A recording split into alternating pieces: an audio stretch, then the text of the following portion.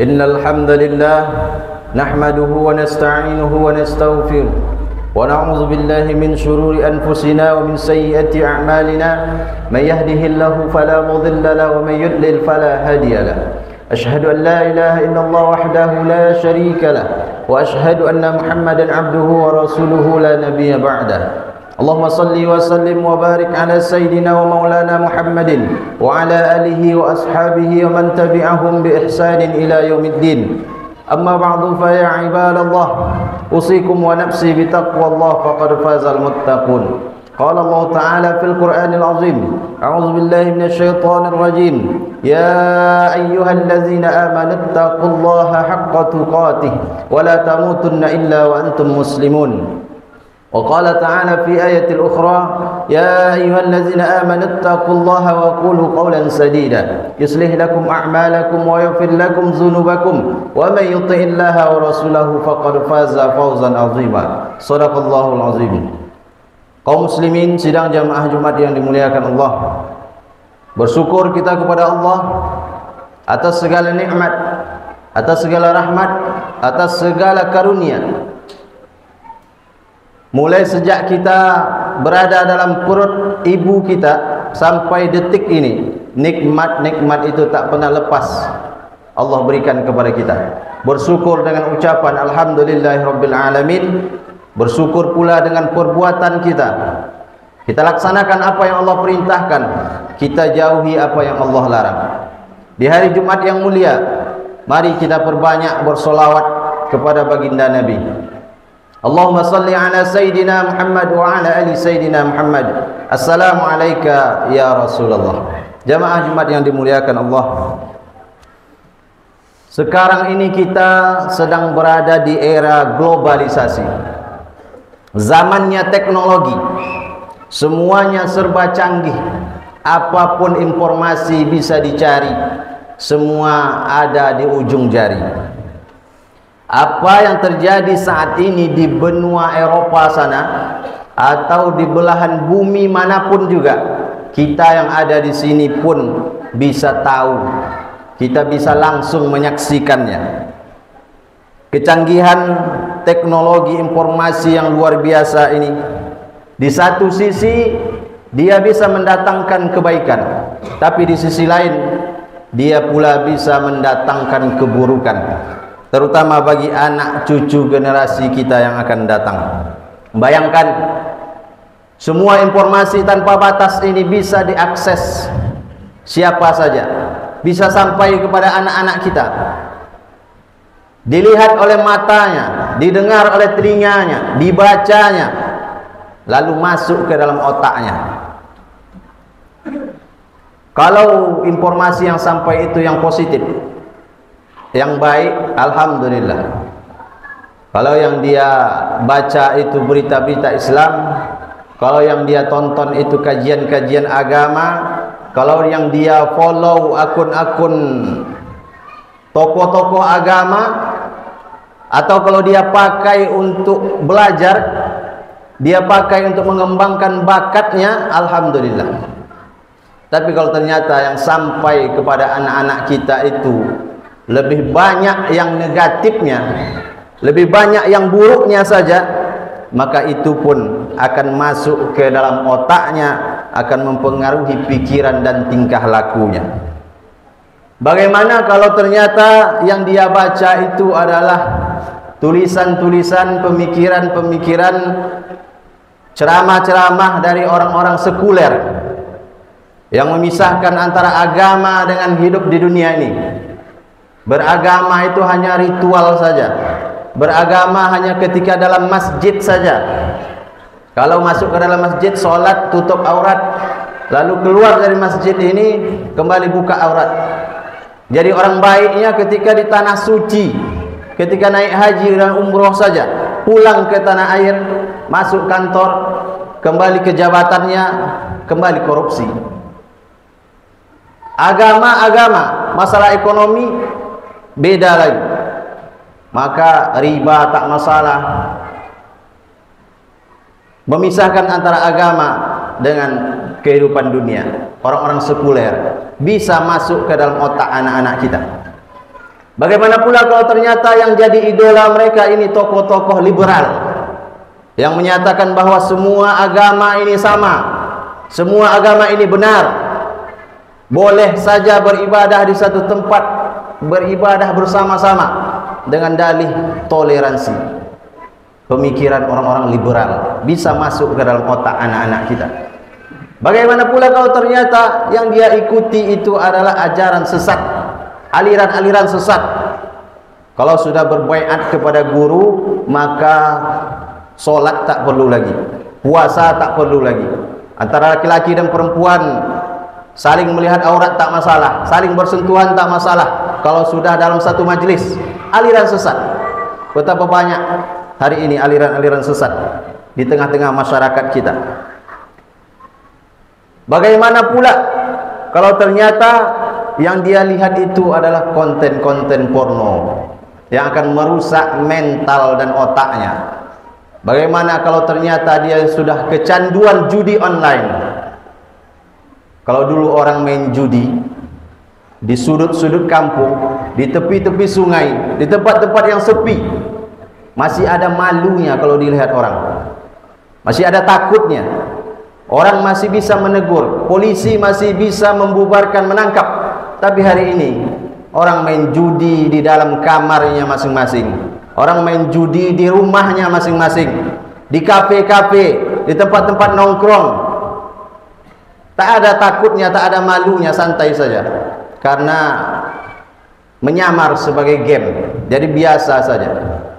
Bagaimana kalau dia sudah kecanduan itu semua? Belum lagi bagaimana maraknya pergaulan bebas antara di kalangan generasi muda kita. Maraknya narkoba yang akan merusak masa depan anak cucu generasi kita yang akan datang. Maka tak ada yang lain yang akan menyelamatkan mereka.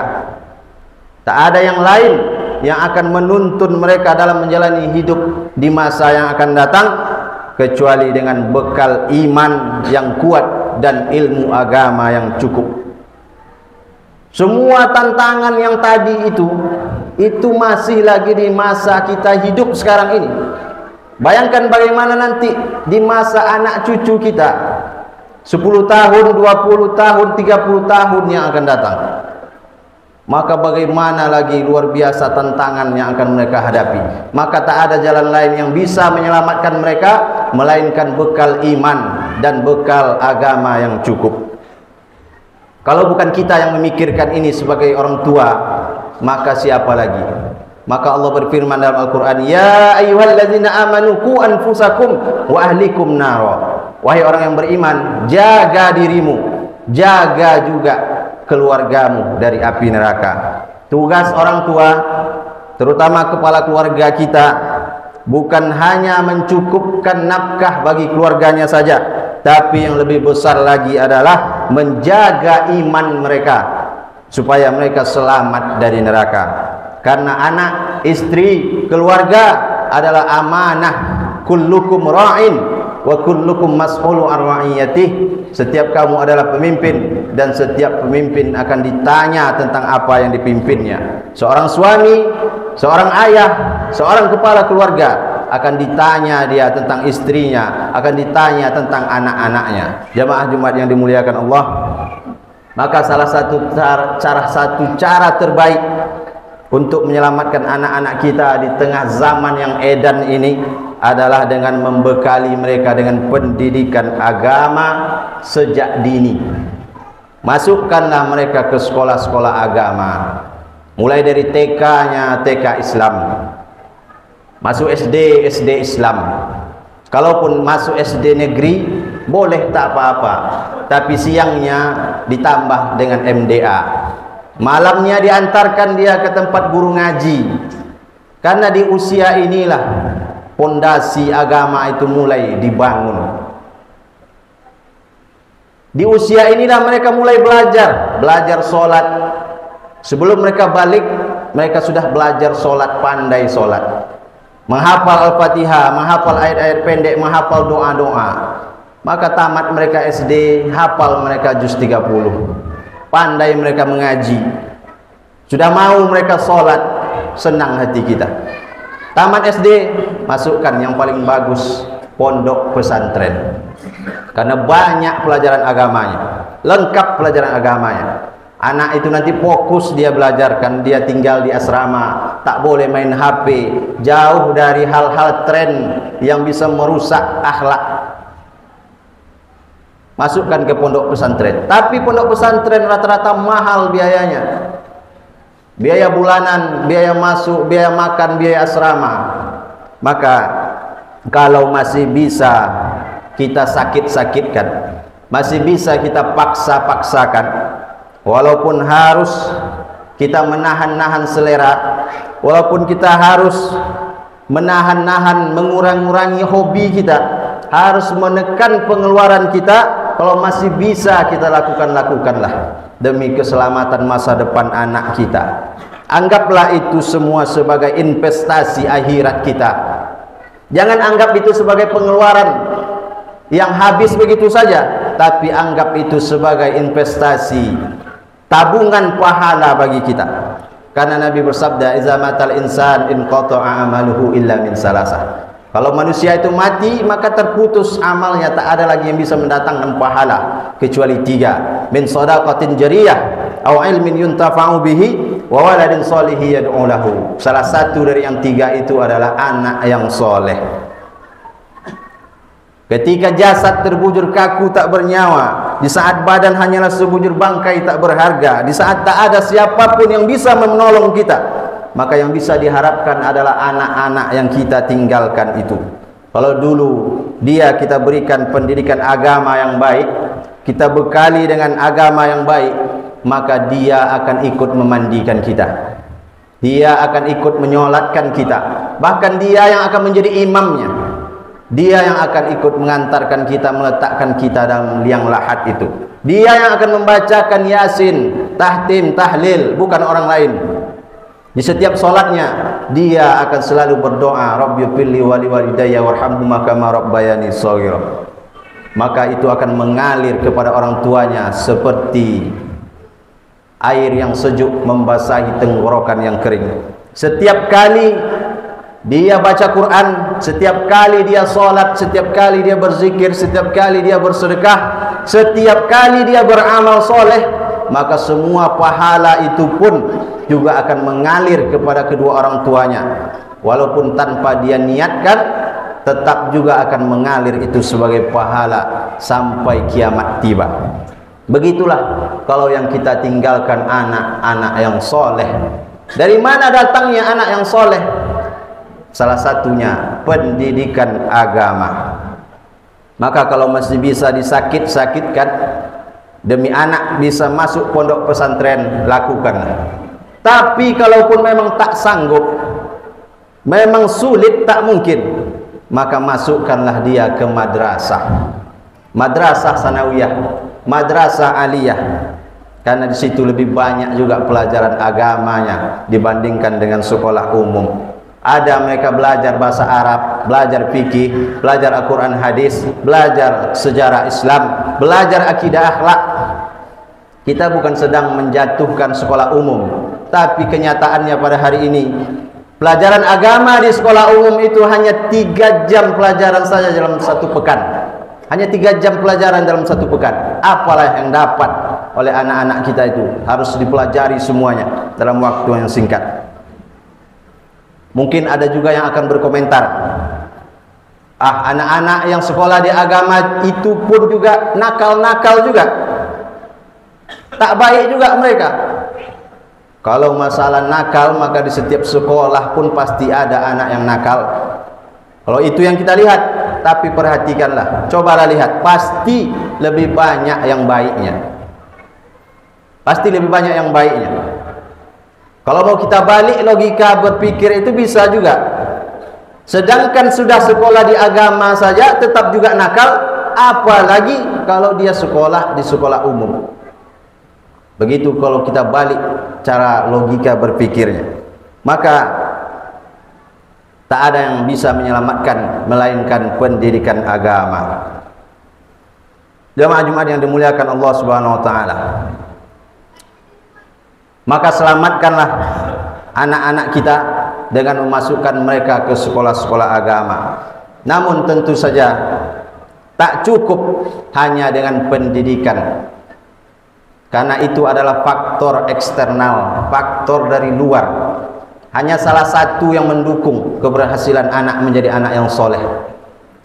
Yang harus kita pahami adalah bahwa kita selaku orang tua, pemimpin dalam keluarga, kita adalah contoh pertama yang akan menjadi panutan bagi anak-anak kita. Maka kalau kita ingin anak kita itu menjadi baik, kita pun harus menjadi orang yang baik. Kalau kita mau anak kita itu soleh, maka kita pun harus menjadi orang tua yang soleh. Kalau kita ingin anak kita itu sopan santun, berakhlak mulia, maka kita pun harus mencontohkan berakhlak yang mulia. Bagaimanapun hebatnya pendidikan agamanya di sekolah, tapi kalau yang dia lihat setiap hari di rumah itu contoh yang tidak baik, maka akan sulit juga dia bisa menjadi baik. Mudah-mudahan Allah Subhanahu wa taala senantiasa pelihara iman kita, Allah perbaiki pemahaman agama kita, dan Allah menolong kita dalam membesarkan dan mendidik anak-anak kita sehingga mereka menjadi generasi yang beriman dan bertakwa. Amin ya rabbal alamin. Barakallahu li wa lakum fil Qur'anil azim wa nafa'ani wa iyyakum bima fihi minal ayati wa zikril hakim wa taqabbalallahu minna wa minkum tilawatahu innahu huwal ghafurur rahim.